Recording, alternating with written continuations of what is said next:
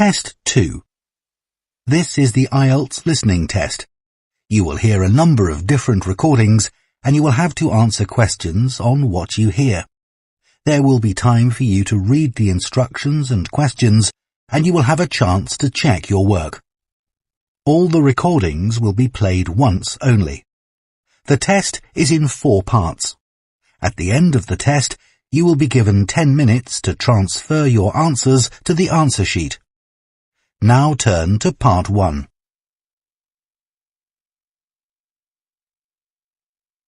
Part 1. You will hear a man asking about voluntary work in the village that he has just moved to. First, you have some time to look at questions 1 to 7.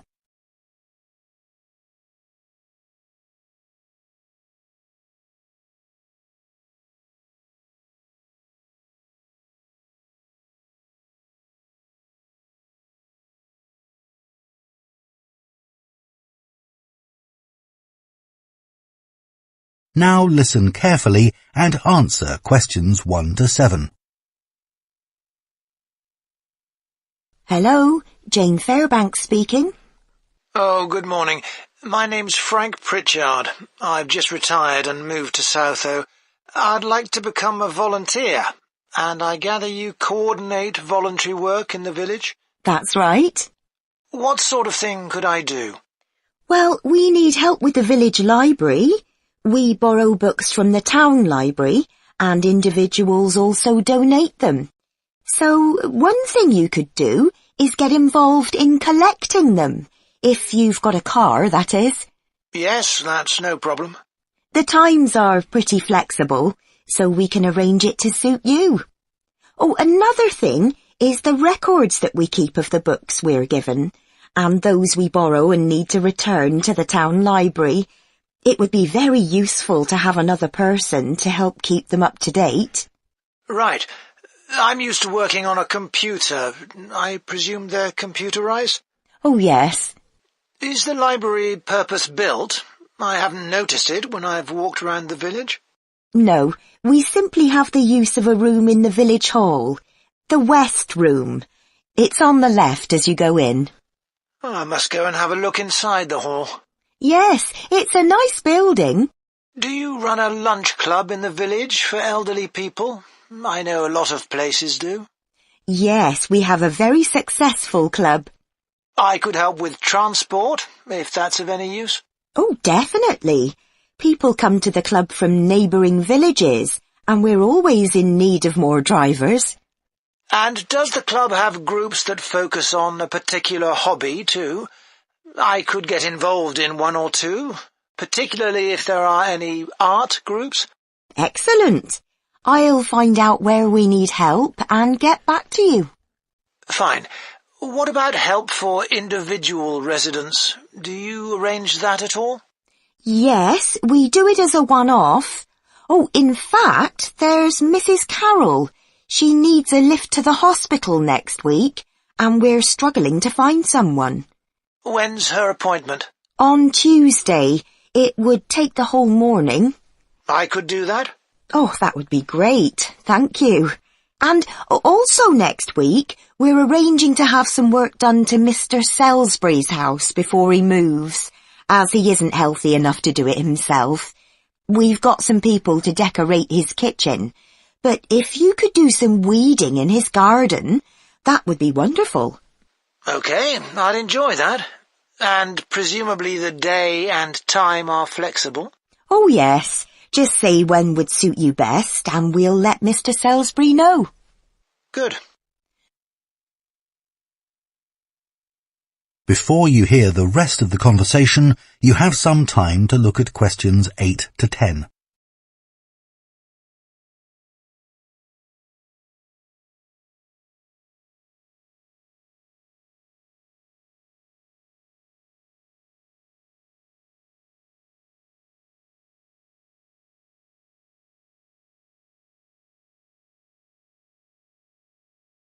Now listen and answer questions 8 to 10. The volunteers group also organises monthly social events, which is a great way to meet other people, of course. Uh-huh. So next month, on the 19th of October, we're holding a quiz. A couple of residents are great at planning unusual ones, and we always fill the village hall. That sounds like fun. Can I do anything to help? Well, because of the number of people, we need plenty of refreshments for halfway through. So if you could provide any, we'd be grateful. I'm sure I could. I'll think about what to make and let you know. Thank you. Then on November the 18th, we're holding a dance, also in the village hall. We've booked a band that specialises in music of the 1930s. They've been before, and we've had a lot of requests to bring them back. I'm not really a dancer, but I'd like to do something to help. Well, we sell tickets in advance, and having an extra person to check them at the door as people arrive would be good. It can be quite a bottleneck if everyone arrives at once. OK, I'm happy with that. We're also arranging a New Year's Eve party. We're expecting that to be a really big event, so instead of the village hall, it'll be held in the Mountfort Hotel. The... Mountfort. M-O-U-N-T-F-O-R-T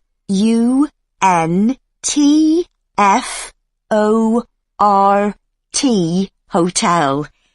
It isn't in Southo itself, but it's only a couple of miles away. The hotel will be providing dinner, and we've booked a band. The one thing we haven't got yet is a poster. That isn't something you could do by any chance, is it? Well, actually, yes. Before I retired, I was a graphic designer, so that's right up my street. Oh, perfect. I'll give you the details, and then perhaps you could send me a draft? Of course. That is the end of part 1. You now have half a minute to check your answers to part 1.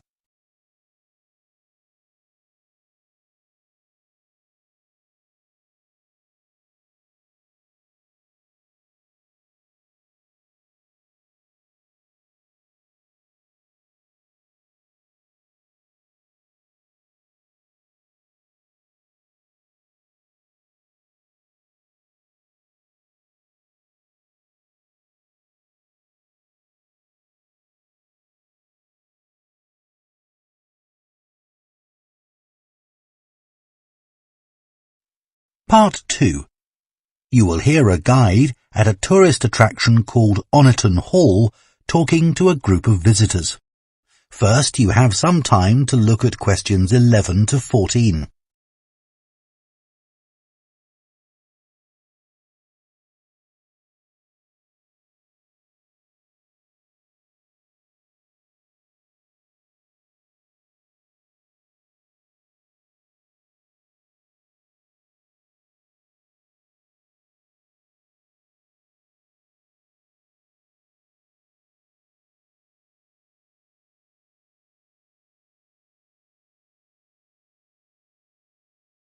Now listen carefully and answer questions 11 to 14. Good morning, and welcome to Oniton Hall, one of the largest estates in the area. My name's Nick, and I'm one of the guides. I'll give you a brief introduction to the estate while you're sitting down, and then we'll walk round. The estate consists of the house, gardens, parkland and farm, and it dates back to the 14th century. The original house was replaced in the late 17th century, and of course it has had a large number of owners. Almost all of them have left their mark, generally by adding new rooms, like the ballroom and conservatory, or by demolishing others. The farm looks much as it's always done, although the current owner has done a great deal of work to the flower beds. In the 17th century, the estate was owned by a very wealthy man called Sir Edward Downes. His intention was to escape from the world of politics, after years as an active politician, and to build a new house worthy of his big collection of books, paintings and sculptures. He broke off contact with his former political allies and hosted meetings of creative and literary people, like painters and poets. Unusually for his time, he didn't care whether his guests were rich or poor, as long as they had talent. Big houses like Oniton had dozens of servants until the 1920s or 30s, and we've tried to show what their working lives were like. Photographs, of course, don't give much of an idea, so instead, as you go round the house, you'll see volunteers dressed up as 19th century servants going about their work. They'll explain what they're doing and tell you their recipes or what tools they're using. We've just introduced this feature to replace the audio guide we used to have available. I see there are a number of children here with you today. Well, we have several activities specially for children, like dressing up in the sorts of clothes that children wore in the past. And as it's a fine day, some of you will probably want to play in the adventure playground. Our latest addition is child-sized tractors that you can drive around the grounds. Before you hear the rest of the talk, you have some time to look at questions 15 to 20.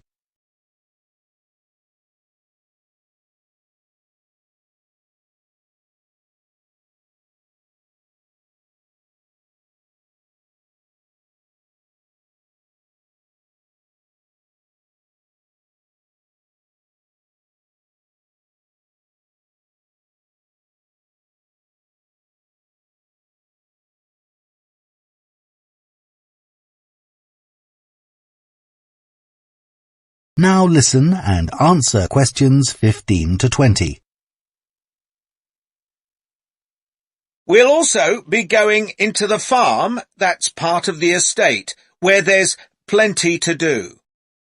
Most of the buildings date from the 18th century, so you can really step back into an agricultural past.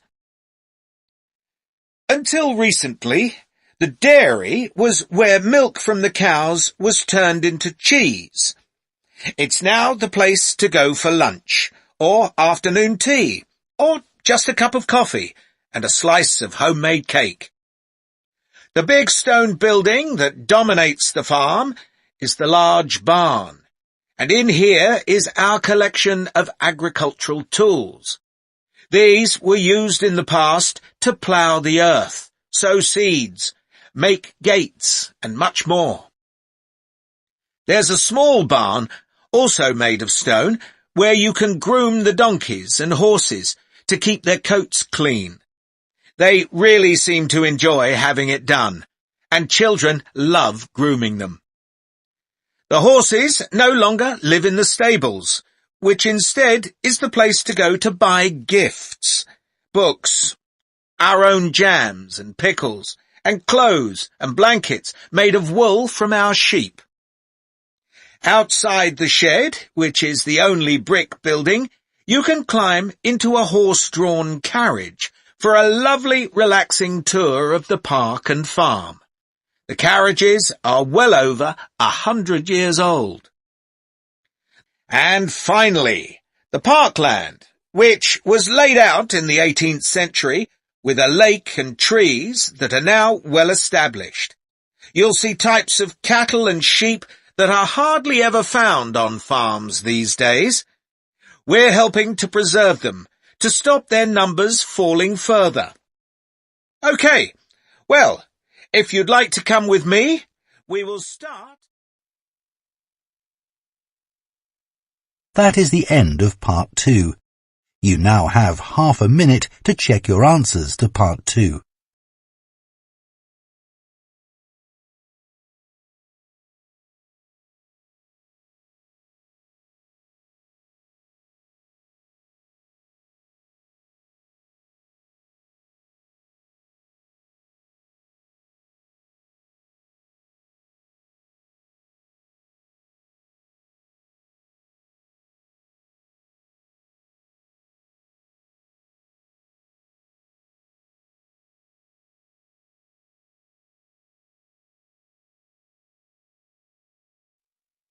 Part 3. You will hear 2 theatre studies students discussing stage and screen performances of Shakespeare's play Romeo and Juliet. First, you have some time to look at questions 21 and 22.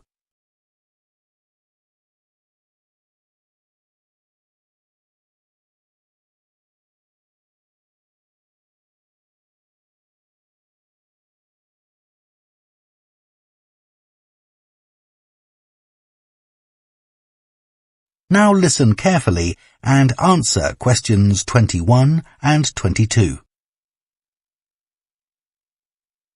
Did you make notes while you were watching the performances of Romeo and Juliet, Gemma? Yes, I did.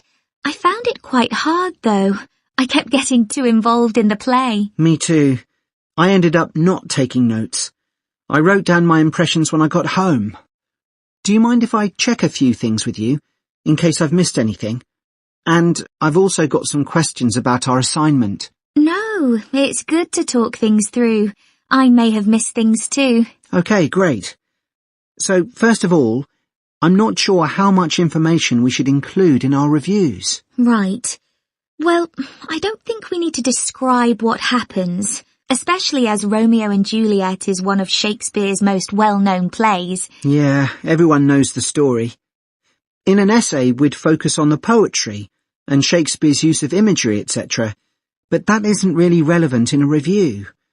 We're supposed to focus on how effective this particular production is. We should say what made it a success or a failure.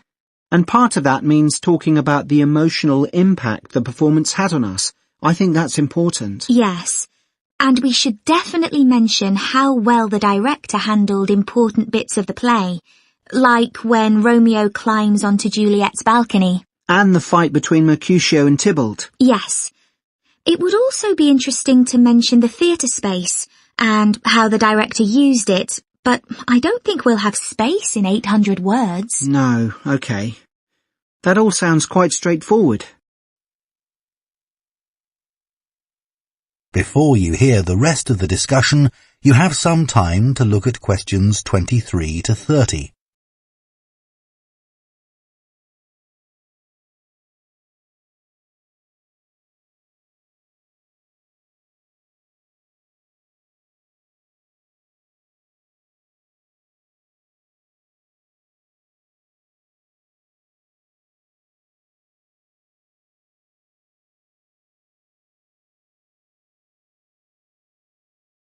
Now listen and answer questions 23 to 30.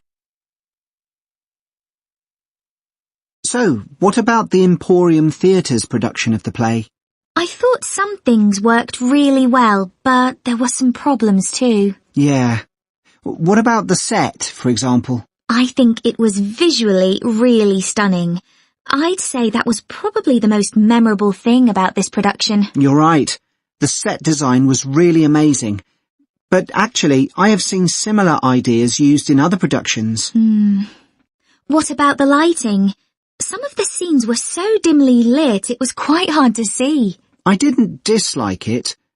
It helped to change the mood of the quieter scenes. That's a good point. What did you think of the costumes? I was a bit surprised by the contemporary dress, I must say. Yeah, I think it worked well, but I'd assumed it would be more conventional. Me too. I liked the music at the beginning, and I thought the musicians were brilliant, but I thought they were wasted because the music didn't have much impact in Acts 2 and 3. Yes, that was a shame. One problem with this production was that the actors didn't deliver the lines that well. They were speaking too fast. It was a problem, I agree, but I thought it was because they weren't speaking loudly enough, especially at key points in the play. I actually didn't have a problem with that. It's been an interesting experience watching different versions of Romeo and Juliet, hasn't it? Definitely. It's made me realise how relevant the play still is. Right. I mean, a lot's changed since Shakespeare's time, but in many ways nothing's changed. There are always disagreements and tension between teenagers and their parents. Yes, that's something all young people can relate to, more than the violence and the extreme emotions in the play. How did you find watching it in translation? Really interesting. I expected to find it more challenging, but I could follow the story pretty well.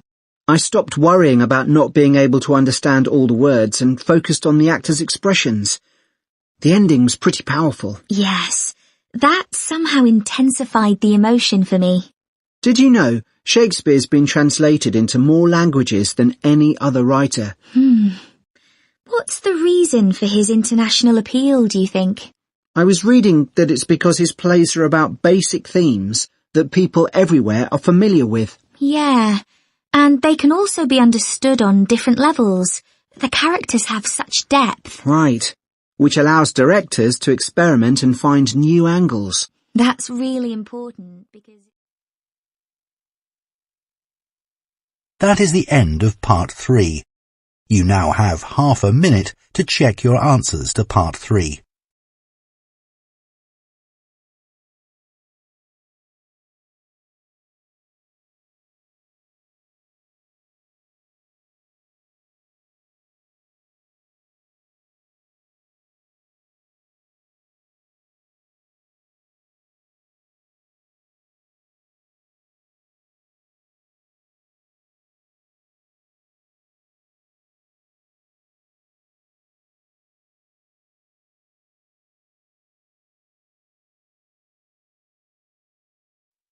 Part 4. You will hear a lecturer on a languages course talking about the impact of digital technology on Icelandic, the native language of Iceland. First, you have some time to look at questions 31 to 40.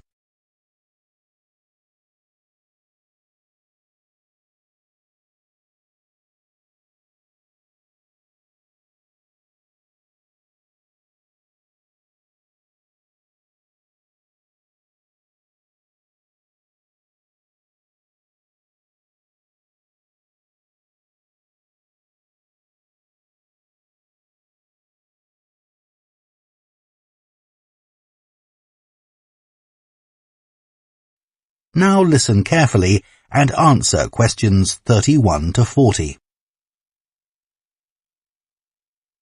Right, everyone, let's make a start. Over the past few sessions, we've been considering the reasons why some world languages are in decline. And today I'm going to introduce another factor that affects languages, and the speakers of those languages, and that's technology, and in particular, digital technology.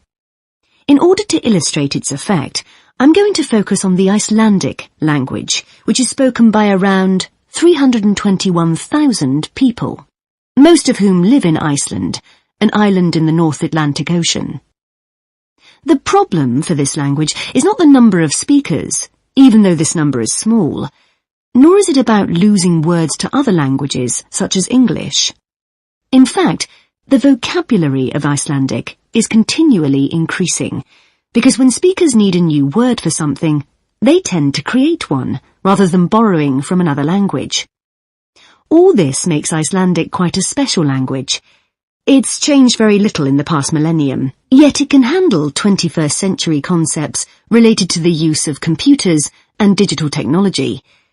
Take, for example, the word for web browser. This is vafri in Icelandic, which comes from the verb to wander. I can't think of a more appropriate term because that's exactly what you do mentally when you browse the internet. Then there's an Icelandic word for podcast, which is too hard to pronounce, and so on. Icelandic, then, is alive and growing, and it's a big but, young Icelanders spend a great deal of time in the digital world, and this world is predominantly English. Think about smartphones. They didn't even exist until comparatively recently, but today young people use them all the time to read books, watch TV or films, play games, listen to music and so on. Obviously, this is a good thing in many respects because it promotes their bilingual skills. But the extent of the influence of English in the virtual world is staggering, and it's all happening really fast. For their parents and grandparents, the change is less concerning because they already have their native speaker skills in Icelandic. But for young speakers, well, the outcome is a little troubling. For example, teachers have found that playground conversations in Icelandic secondary schools can be conducted entirely in English, while teachers of much younger children have reported situations where their classes find it easier to say what is in a picture using English rather than Icelandic. The very real and worrying consequence of all this is that the young generation in Iceland is at risk of losing its mother tongue.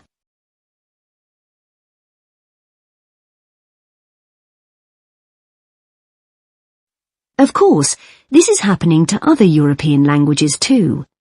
But while internet companies might be willing to offer, say, French options in their systems, it's much harder for them to justify the expense of doing the same for a language that has a population the size of a French town, such as Nice. The other drawback of Icelandic is the grammar, which is significantly more complex than in most languages. At the moment, the tech giants are simply not interested in tackling this. So, what is the Icelandic government doing about this? Well, large sums of money are being allocated to a language technology fund that it is hoped will lead to the development of Icelandic-sourced apps and other social media and digital systems. But clearly this is going to be an uphill struggle. On the positive side, they know that Icelandic is still the official language of education and government. It has survived for well over 1,000 years, and the experts predict that its future in this nation-state is sound and will continue to be so. However, there's no doubt that it's becoming an inevitable second choice in young people's lives. This raises important questions. When you consider how much of the past is tied up in a language, will young Icelanders lose their sense of their own identity? Another issue that concerns the government of Iceland is this. If children are learning 2 languages through different routes, neither of which they are fully fluent in, will they be able to express themselves properly? That is the end of Part 4. You now have 1 minute to check your answers to Part 4.